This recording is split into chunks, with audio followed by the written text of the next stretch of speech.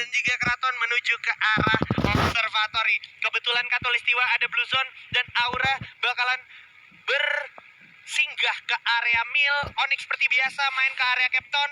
Nih ada teman-teman DG yang Sentosa Gaki.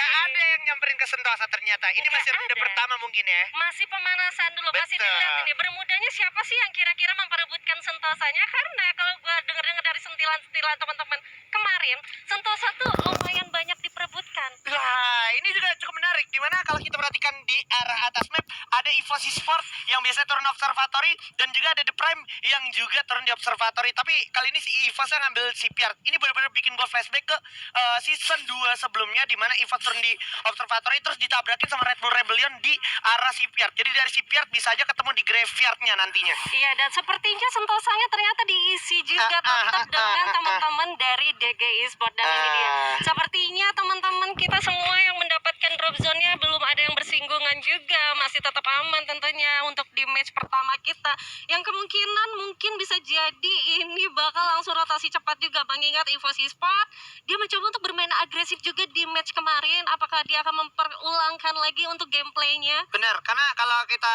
berbicara Shipyard, terus tadi gue sempat mention itu Katulistiwa tuh Blue Zone.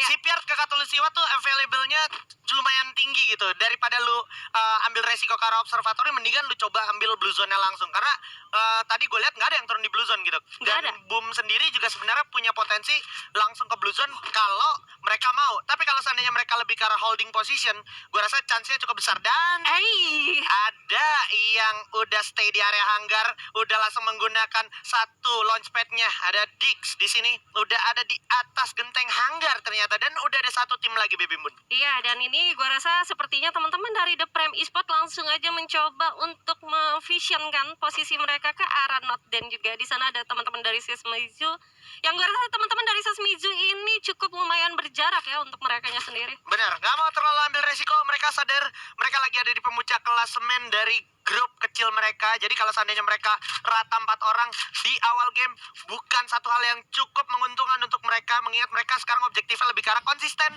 jaga placement point gitu ya. Beda cerita sama tim-tim yang emang lagi berkutat untuk merebut poin sebanyak-banyaknya seperti itu. Iya, apalagi grup A ini benar-benar dinamis, benar-benar masih bisa untuk disusul juga.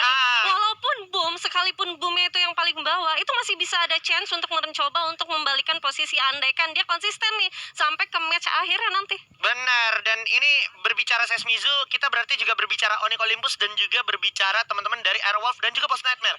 Yang mana memang mereka nih dari gap pointnya tuh nggak terlalu jauh. Jadi kayak lu lengah satu match day, itu chance untuk digesernya udah besar banget, dan chance untuk ngejar laginya itu yang gue pertanyakan bisa atau tidaknya. Iya, karena konsisten itu cukup susah. Betul.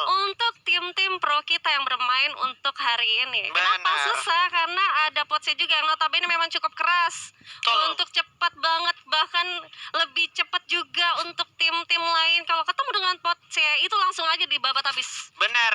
Ini juga terlihat dari gaya main The Prime ya, dimana The Prime tuh biasanya stay dulu lama di observatory. Paling nggak kalau dia udah kelar dari observatory, dia main-main ke graveyard dulu, atau mungkin bisa langsung ke Katul. Tapi kali ini dia bakalan lebih memilih untuk langsung coba make sure di area hanggar ini ada orang apa enggak. Dan kita perlu ingat juga di area ini ada teman-teman Boss Nightmare yang biasanya ke Rim 6, dan juga mungkin ada Island of God di area Clock Tower, bener aja. Jadi masih sangat besar, dan ini dia langsung bertemu seorang Heyu dengan double vector, udah berhasil dapetin satu Not dan terculik. Sayang sekali, sangat instan dan sangat singkat, langsung dihabisi begitu saja seorang Not dan kali ini Baby Moon. Iya, sepertinya dari teman-teman The Prime sudah cukup pede juga sih. Mereka melakukan looting cepat ke arah observatory, sedangkan di sini kalau gue lihat juga dari Heyunya sudah mendapatkan double vector.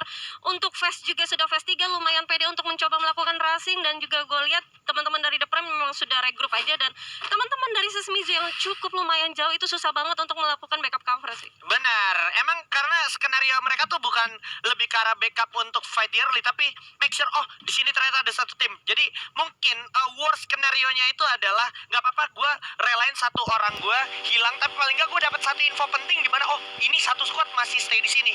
Jadi mereka bisa bikin decision making. Oke, kita mau gerak kemana, itu harus kita tentukan secepat mungkin setelah kematian atau kepulangan dari temennya Sesmizu, yaitu Not Den di sana ya. Iya, dan gue bakal lihat ini, ada yang sudah vehicle. Ini pasti bener kan yang gue bilang.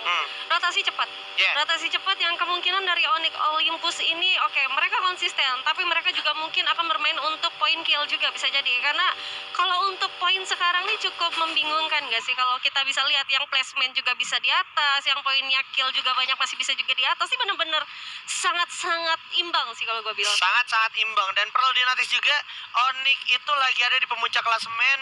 Dia harus sadar ketika ketemu Chad, dia sadar di Clock Tower itu bukan cuma ada Ellen of God, tapi Chan yang ada di Clock Tower juga itu Boss Nightmare. Boss Nightmare tuh masih ada di area Clock Tower, di area Rim 6 dan juga Hangar. Jadi sebenarnya dia gerak ke arah sini tuh agak-agak sedikit gue pertanyakan juga. Dan kembali kita melihat pattern yang sama dari Bigetron Beat yang bermain di atas Factory. Atas Factory Gaki, karena udah ada teman-teman dari Rasugo Veda juga yang seperti akan coba join. Dan harusnya mereka sadar tidak cuma hanya teman-teman dari Bigetron, ada siapa lagi nih Baby Moon? Ada Boom Esport tentunya kan. Kalau gue bilang juga nih ya, teman-teman dari beberapa tim langsung aja ada open firing tuh untungnya masih bersama Dewi Fortuna, seorang Ajix masih dilindungi sama satu shield krononya. Perlahan tapi pasti juga dua player dari Boom coba join, tapi Bion dengan kekuatan satu frag grenade langsung menumbangkan 3 pemain dari Aura. Bakalan coba langsung turun dulu Lord dengan double vector ya, menyisakan satu Amek aja sama PWC. Udah berhasil terlibat, langsung coba diserang. Serangan jarak dekat Satu diarahkan lagi untuk Aura, dicari oleh seorang Ayu. Oke, PWC udah jatuh, menyisakan satu Amek aja. Mampu Amek bertahan dan selamat dari genggaman Love God yang memang lagi berada di pemuncak klasemen bersama dengan DG Sport. Perang satu grup lagi-lagi tak terhindarkan. Dicari di mana sisanya, langsung digerus habis satu magazine untuk PWC. Dan masih tercium kehadiran seorang Amek di samping Baby Moon. Ya, satu granat masak berhasil untuk knockdown 3 orang sekaligus. Dan gue rasa di sini dari Amek dia harus objektif aja. Dia tahu nih, walaupun dia tadi mengantongi medkit yang cukup lumayan, tapi belum tentu mereka harus memenangkan fight-nya. 1 lawan 4 itu cukup impossible banget. Ya, 1 lawan 4 cukup impossible. Dan teman-teman dari Ellen of God dia sadar, dia nggak mau tinggal diam. Dia bakal cari di mana sisanya. Lord dengan double factory juga udah cukup mengancam jiwa. Amek bersiap langsung diadu aja sama Lord. Bukan Ronda di waktu yang tepat, satu Lord udah jatuh. Ada lagi Lord diri dikit. Ini dia kekuatan Amek. Langsung ngegeris 2 orang. Tapi pada era Aura pun harus jatuh. Tumbang di peringkat ke-12 di ronde pertama di tangan Onyx Olympus. Di Island of God, karena di sini juga udah ada Onyx Olympus ya. Iya, Onyx Olympus di sini berhasil untuk knockdown 2 orang, Bion dan juga Lord. Tapi mengingat ini peperangan jarak jauh, masih bisa chance banget IOG-nya untuk mencoba melakukan revive dan mencoba untuk reset lagi. Dia juga cukup mempunyai looting yang banyak harusnya. Dia tadi sudah turun di area Clock Tower, langsung menuju ke pinggiran. Dan yang gue rasa ini Aura cukup rotasinya jauh banget.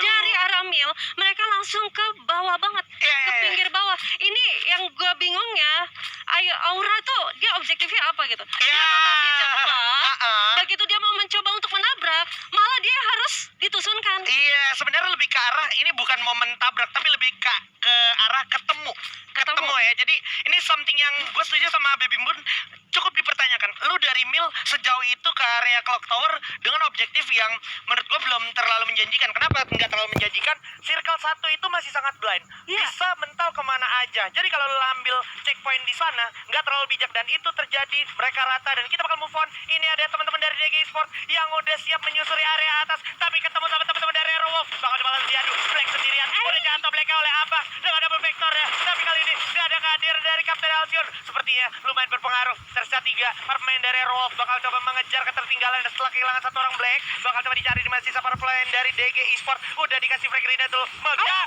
dan bagus sekali. Kena diri